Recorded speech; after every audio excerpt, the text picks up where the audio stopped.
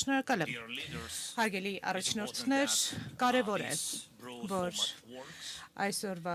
լայնամասշտաբ ձևաչափ աշխատում է եւ շնորհակալ եմ Հայաստանի վարչապետ պարոն Փաշինյանին հյուրընկալության եւ լավ կազմակերպման համար եւ իհարկե պետք է սրանից սկսեմ, որտեղ սա շատ կարեւոր է։ Մենք մաղթում ենք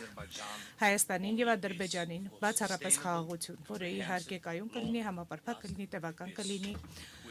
եւ կայուն խաղաղություն կլինի։ Մենք մաղթում ենք ձեզ, պարոն վարչապետ, նախագահ Ալիև եւ երկուսիդ էլ մաղթում ենք սա երկու պետություններին։ Չափազանց մեծ թվով երկրներ այսօր ներկայացված եւ շատ կարեւոր է, որ Հայաստանը այսօր հանդես է գալիս բոլոր եվրոպացիների հետ միասին եւ առաջին անգամ է, որ 24 տարվա ընթացքում իմիջիայլոց, որ Ուկրաինայի նախագահը այց է կատարում եւ սա իսկապես նշանակալի փաստ է, սա ցույց է տալիս մեր միասնականության մասշտաբը, նրանց ովքեր արժևորում են կյանքը։ Եվ ես համաձայն եմ Անտոնիոյի հետ։ Իսկապես շատ համաձայն եմ, որ Մակարնի մեզ հետ է եւ ժամանակն է, որ մենք պետք է մեր ընդհանուր արժեքները Կանադայի հետ վերածենք Կանադայի եւ Եվրոպայի համար հնարավորությունների։ Հարգելի բարեկամներ, մարտահրավերները հստակ են եւ ակնհայտ է, մենք բոլորս տեսնում ենք, որ Իրանում պատերազմը շարունակում է դեռ չվճռված լինել եւ այն կարող է անկայունության պատճառ դառնալ տևականորեն եւ այն կարող է բարձրացնել կյանքի արժեքը բոլորի համար եւ առաջին հերթին մեր էներգետիկայի եւ անվտանգության համագործակցությունը պետք է իրական համագործակցության վրա հիմնված լինի եւ մենք պետք է կարողանանք օգնել միմյանց նախապատրաստվել ձմեռվանը եւ գործ ունենալ էներգետիկ մարտահրավերների հետ եւ բացի դրանից պիտի ձգտենք երկարաժամկետ լուծումների Հորմուզի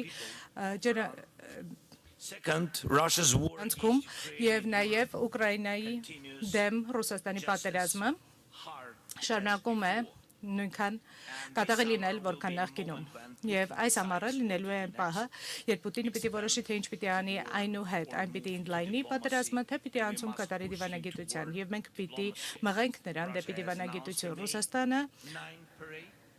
մայիսի 9-ին շքերթ է կազմակերպելու Մոսկվայում ռազմական տեխնիկայով եւ եթե դա տեղի ունենա, առաջին անգամ է լինելու սա բազմաթիվ տարիների ընթացքում, որ նրանք չեն կարողանալու թույլ տալ իրենց ռազմական տեխնիկա ցույց տալ եւ վաղսփռող ԱԹՍ-ները բզալու են Կարմիր հրապարակի վրա եւ սա ցույց է տալիս, որ նրանք ուժեղ չեն եւ մենք պետք է շարունակենք մեր պատժամիջոցները նրանց դեմ եւ 20-րդ փաթեթը պիտի առաջ մղենք եւ շնորհակալ եմ բոլոր առաջնորդներին Եվրամիության Անտոնիո Ուրսուլա շատ շնորհակալություն եւ հատկապես նրանց հատկապես այն պատժամիջոցները, որոնք միտված են ռուսական նավթին, ռազմարտունաբերությանը եւ ռուսական բանկերին։ Մենք պետք է շարունակենք այս ճնշումը, մենք պետք է մղենք Ռուսաստանին դեպի դիվանագիտություն եւ կխնդրեմ, որ սրա կարեւորությունը բոլորս ընդգծենք եւ շնորհակալություն բոլոր նրանց, ովքեր պայքարում են Ռուսաստանի ստվերային նավթային նավատորմի դեմ եւ քանի դեռ այս պատերազմը շարունակվում է մենք այս պատերազմը կշարունակվի եւ ցանկացած աջակցության փաթեթ կարեւոր է հատկապես օդուժում եւ ցանկացած պաշտպանական աջակցության ծրագիր կարեւոր է եւ այս տարվա այս մայիսի փաթեթը օգնելու է մեզ հերթերային սպառնալիքների դեմ պայքարել եւ ես կարծում եմ որ մենք պիտի կարողանանք արտադրել այն ամենը ինչը որ անհրաժեշտ է պաշտպանվելու բոլոր հերթերային հարձակումներից եւ այլ բոլոր սպառազինություններից մենք առաջարկում ենք մեր նպաստը Եվրոպայի պաշտպանությանը, մեր ԱԹՍ-ների համաձայնագրերը, որովհետև նրանք միավորում են երկրներին եւ նրանք ուժեղացնում են պետություններին, ԱԹՍ-ների եւ այլ հավանական հարձակումների դեմ եւ օդում, ծովում եւ ցամաքում։ Եվ սա իհարկե մեր ընդհանուր աշխատանքն է, ընդհանուր պաշտպանությունն է, ընդհանուր ռազմավարությունն է, եկեք առաջ շարժվենք այս ուղղությամբ։ Եվ եւս մի բան, մենք պետք է կենտրոնանանք նրա վրա, թե ինչ ենք անելու, եթե Ռուսաստանը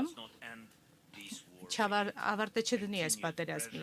Մեզ անհրաժեշտ է շարունակական ճնշում եւ խաղաղություն։ Եվ իհարկե, համար առաջին բանը, մենք պետք է գտնենք գործարկելի դիպանագիտական ձևաչափ եւ Եվրոպան պետք է լինի սեղանի շուրջը ցանկացած բանակցությունների ժամանակ։ Եվ մենք պետք է կապի մեջ լինենք ԱՄՆ-ի հետ եւ հասկանանք նրանց դիտարկումները եւ դիրքորոշումները, բայց լավ կլիներ մեկ ընդհանրական եվրոպական ձայն կազմել այն բանակցությունների ժամանակ, որոնք ունենալու ենք Ռուսաստանի հետ։ Շնորհակալություն։